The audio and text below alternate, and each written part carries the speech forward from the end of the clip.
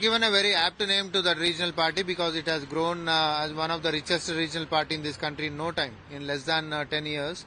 Because they looted Telangana. They have spared none, like opposition party leaders or journalists or any film industry, personalities. For that matter, even they digged into judiciary as well. Because they used phone tapping as a tool to, arm twist opposition party leaders.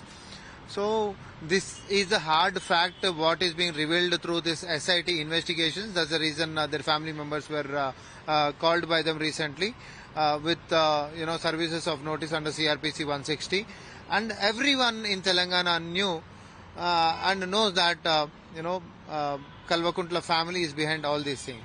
వాళ్ళకు ఒక మంచి పేరు ఇచ్చిండ్రు, ఎందుకంటే అది ఉన్న వాస్తవమే, జనాలలో ఉంటున్నటువంటి వాస్తవమే. కాబట్టి అది ఒక బ్లాక్మెయిల్ రాష్ట్ర సమితి వచ్చిన 10 ఏళ్లలో తెలంగాణను మొత్తం కొల్లగొట్టి ఉన్న వనరులను మొత్తం దోచుకొని విదేశాలలో పెట్టుబడులు పెట్టుకొని ఈరోజు మరి ప్రత్యర్థులైనటువంటి రాజకీయ నాయకులనైనా జర్నలిస్టులనైనా లేకపోతే పెద్ద మీడియా ప్రతినిధులనైనా లేకపోతే జ్యుడిషియరీ దాకా కూడా ఎవరిని వదిలిపెట్టకుండా వారి యొక్క వ్యక్తిగతమైనటువంటి సమాచారాలని సేకరించి తర్వాత వాళ్ళని బ్లాక్మెయిల్ చేసి కూడబెట్టినటువంటి సొమ్ముకి ఈరోజు ఒక సాక్ష్యంగానే మరి బీఆర్ఎస్ పార్టీ యొక్క ఏది పార్టీ ఫండ్ అనేటటువంటిది ఈ దేశంలోనే అత్యధికంగా ఉంటున్నటువంటి ఒక ప్రాంతీయ పార్టీగా అది ఎదిగింది అనేటటువంటిది మన కళ్ళ ముంగడ కనిపిస్తున్నటువంటి నిజం.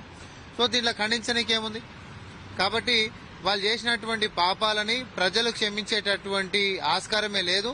అది వారి యొక్క పతనం అసెంబ్లీ ఎన్నికల నుంచి మొదలైంది, తర్వాత పార్లమెంట్ అయినా ఎమ్మెల్సీ అయినా లేకపోతే ఉప ఎన్నికలైనా తర్వాత మన పంచాయతీ ఎన్నికలైనా జరుగుతున్నటువంటి ఈ రోజు మున్సిపల్ ఎన్నికల దాకా కూడా వారి యొక్క అహంకారం తగ్గట్లేదు, అబద్దాల ప్రచారం తగ్గట్లేదు. కాబట్టి ప్రజలు వాళ్ళకి ఇచ్చేటటువంటి ఫలితాలు కూడా మార్పు ఉండదనేటటువంటిది చాలా స్పష్టంగా మనకు కనిపిస్తా ఉంది.